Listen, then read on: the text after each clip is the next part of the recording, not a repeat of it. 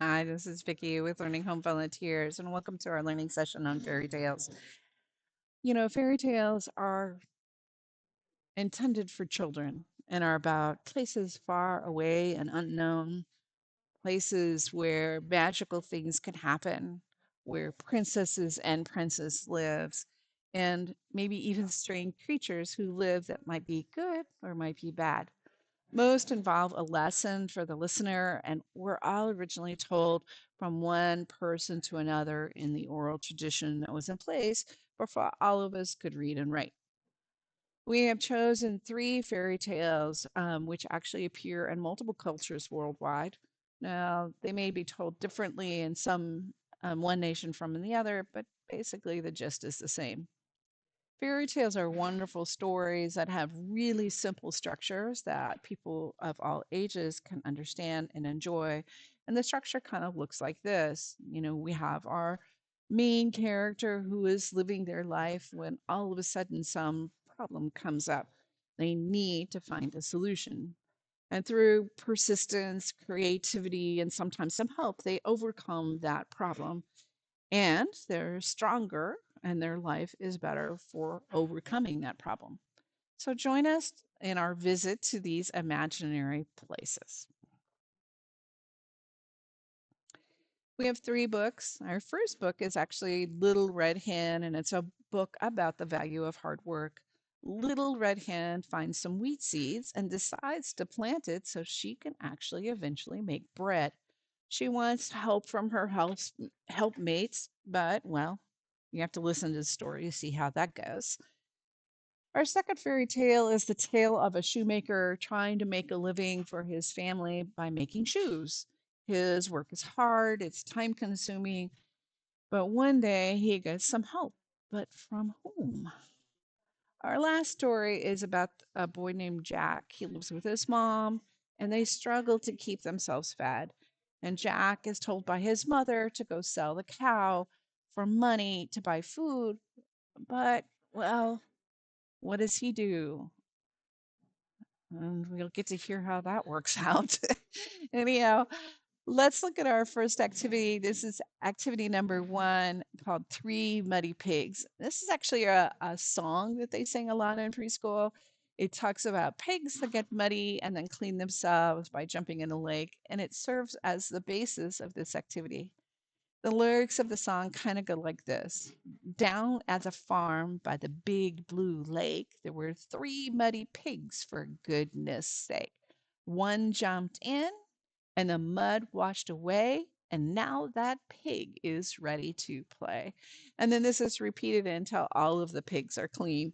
So to do this activity, I suggest you take a look at the Felt Story program that she does, and think about maybe animating your squeaky pigs to do this um, sequence of events. So let's look at the video.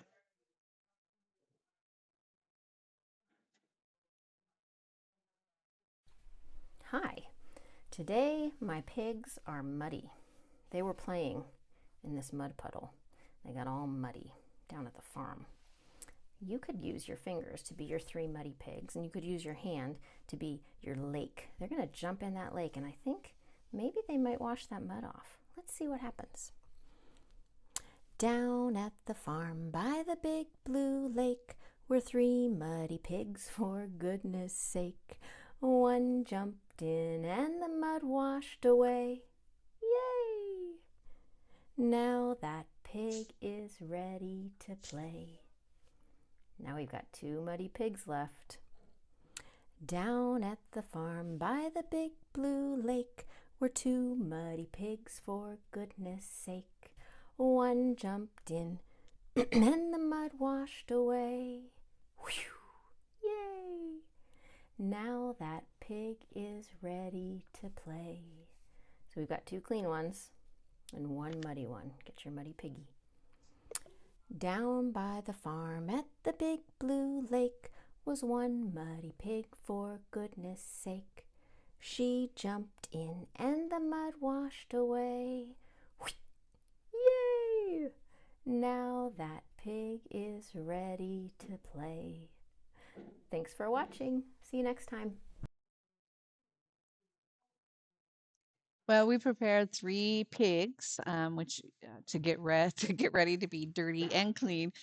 And in your bag, marked number 1, you're going to find 3 squeaky pigs and some flour. You need 2 bowls, one to be the mud and one to be the bath. In the mud bowl, what you want to do is add the flour, maybe some coffee grounds or tea grounds or some coffee itself, and water to kind of make mud. And in the math bowl, what you want to do is some water to be able to wash those pigs and get them clean.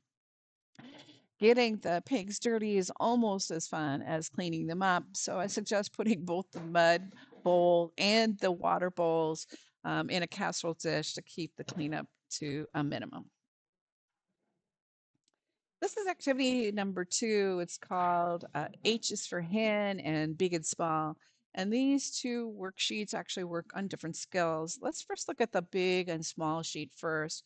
What we want the child to do is to find and mark each big hen.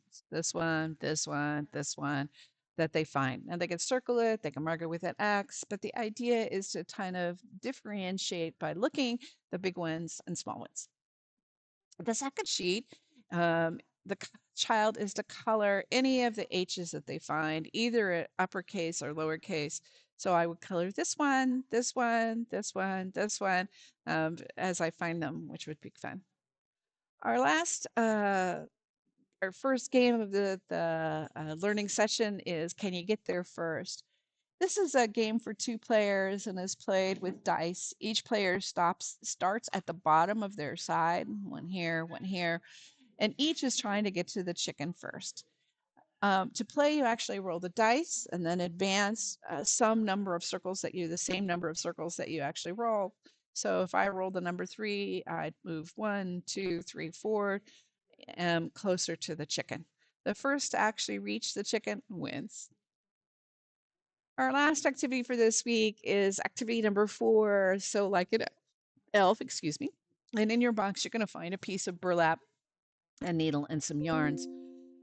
I'm sure that you think I must be nuts to send a sewing project home for 18-month-olds to 5 years old, but they actually really love it. It's super fun, and they will create something neat. Most of the initial work will actually happen with the needle and thread, and they'll probably end up making lines of yarn. Yes, the yarn will get tangled, and it'll be randomly placed as the child gets their bearing with the activity. But I mean, it's magical to see what happens, when you actually get the yarn on both sides. The top of the burlap looks one way, the bottom looks another. It is so cool. And if your child becomes really purposeful with this kind of activity, you can help them by using a highlighter to draw on the burlap for them to follow with their stitches. You can even try sewing letters or shapes. Honestly, we can't wait to see what your child will do. Well, that's all for this week. I will talk to you next week.